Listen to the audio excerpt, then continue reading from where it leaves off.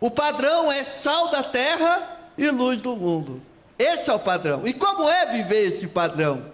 É muito interessante porque nesses versos na qual eu li, Jesus aqui, ele vai colocando alguns pontos para nós pensarmos. O primeiro ponto na qual Jesus nos mostra aqui, e esse é um ponto que eu fiquei martelando, assim, todos os dias na minha mente, é a importância do que nós chamamos, do conteúdo da Bíblia, que nós chamamos de Antigo Testamento. Antigo Testamento, Antiga Aliança, são termos na qual nós, os cristãos, damos a uma parte das Escrituras. Mas, na época de Jesus, esses termos ainda não estavam em voga. Na época de Jesus, a Antiga Aliança, ou o Antigo Testamento, era conhecido como a lei, ou era conhecido como os profetas, ou era conhecido como a lei de Moisés. Então, quando você vê expressões assim no Novo Testamento, Paulo dizendo, Jesus não estava se referindo à lei romana, não estava se referindo à lei dos judeus, não, Jesus estava se referindo à palavra de Deus. E por que eu estou dizendo isso, irmãos? Porque existe uma tendência nossa, do cristianismo, de nós desvalorizarmos o Antigo Testamento em detrimento do Novo Testamento. Nós estamos na graça, nós estamos na época da graça, então o Antigo Testamento não vale para nós. Por exemplo, eu vou dar um exemplo de uma discussão que acontece muito pelo mundo afora. A questão do dízimo.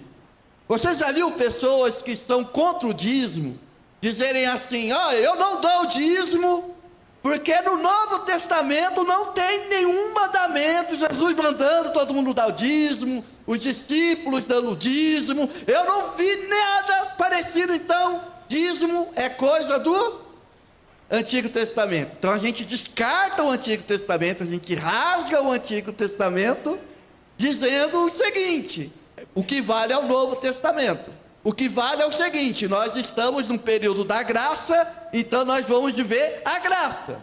Mas olha só que coisa interessante, que é só para viver a graça. Você sabia que o padrão aumenta? Porque se no Antigo Testamento os judeus davam o dízimo, e o que é o dízimo? É o quê? Qual que é a medida do dízimo? 10% da sua renda, correto? No Novo Testamento, Paulo, por exemplo, em 1 Coríntios 16, ele fala assim, que cada um contribua conforme a sua prosperidade. Agora uma pergunta: como é esse negócio de medir prosperidade? Porque uma coisa é você ter uma renda, outra coisa é você ter prosperidade. Prosperidade engloba tudo, engloba o seu patrimônio, não é só o dinheiro que você ganha, engloba tudo.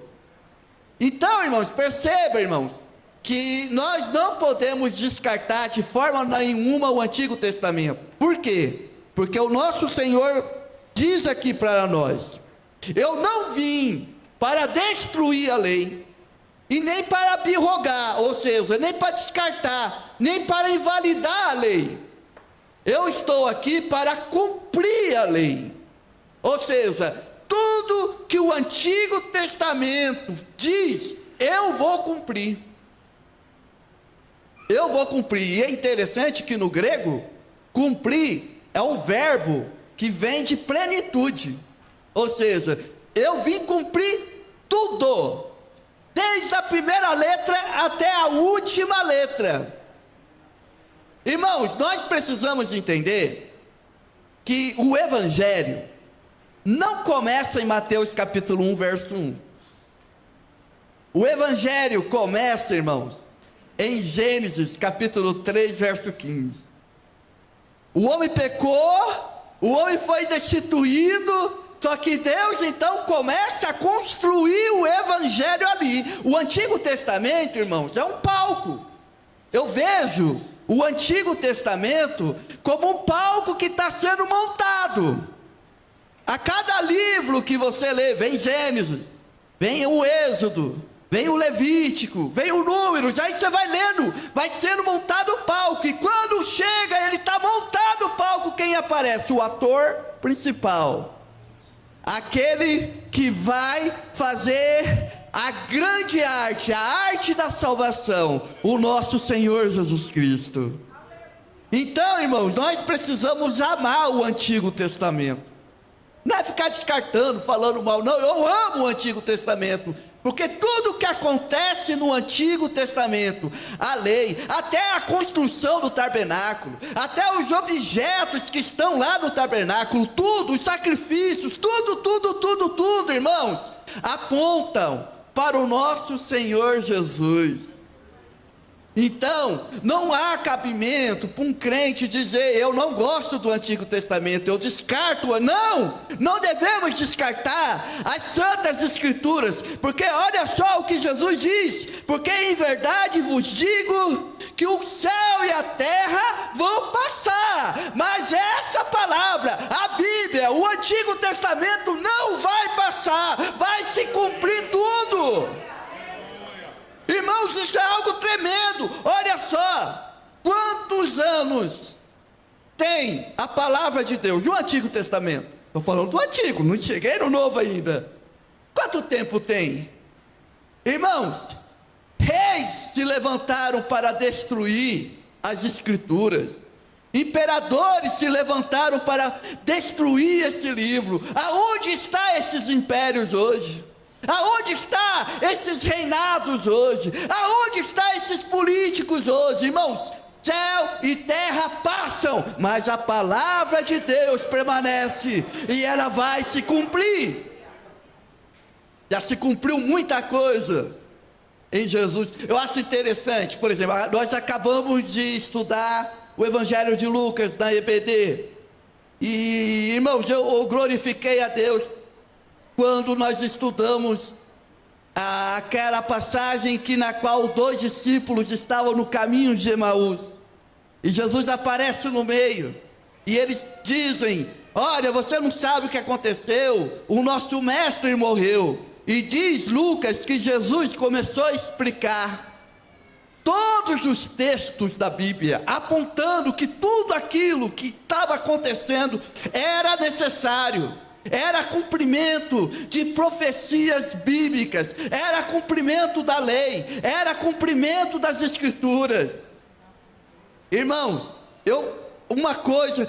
existe um exercício que é o seguinte: qual é o momento da história que você queria participar? Eu queria ser um dos discípulos de Emaús e ver Jesus explicando. Olha, Gênesis 13:15, está escrito isso. Lá em Gênesis 12, quando Deus promete a Abraão que na descendência dele, serão benditas todas as famílias da terra. E ele vai explicando, pastor Pádua, versículo por versículo, texto por... Irmãos, que coisa linda! Que coisa linda! Então, irmãos, valorizemos, glorifiquemos a Deus pelo Antigo Testamento, porque o Antigo Testamento, o Novo Testamento só existe porque existe o Antigo. Deus fez uma aliança com o povo de Israel, e nós somos frutos dessa aliança. Glória a Deus. O segundo ponto que eu tiro desse texto é o valor da prática. Porque olha só o que Jesus fala no verso 19: qualquer, pois, que violar um desses menores mandamentos e assim ensinar aos homens, será chamado o menor do reino dos céus.